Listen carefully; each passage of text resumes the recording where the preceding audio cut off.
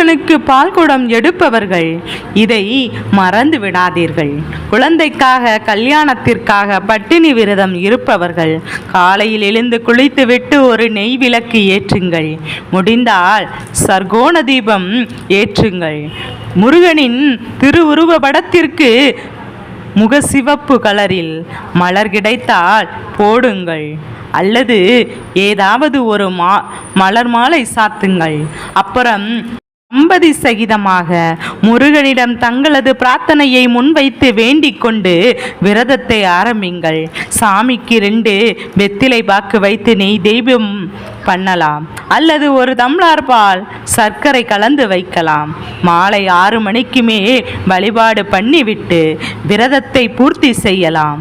நடுவில் நீராகாரமாக பால், இளநீர் தேவையெனில் அவரவர் உடல் ஆரோக்கியத்தை பொறுத்து எடுத்துக்கொள்ளலாம். விரதம் இருக்காதவர்கள் சர்க்கரை பொங்கல் நெய்வேத்தியம் வைத்து வழிபடலாம். முருகனுக்கு ரொம்ப விசேஷமான தேனும் தினைமாவும் வைத்து நெய்வேத்தியம் பண்ணலாம்.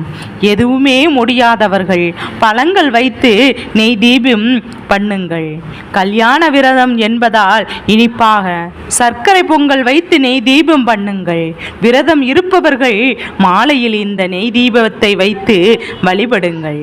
மற்றவர்கள் வழிபாடுவதற்கு ஏற்ற எந்த நேரம் வேண்டுமானாலும் பயன்படுத்தியிருக்கலாம். படையல் போடுபவர்கள் மதிய நேரத்தை பயன்படுத்திக்கிடலாம்.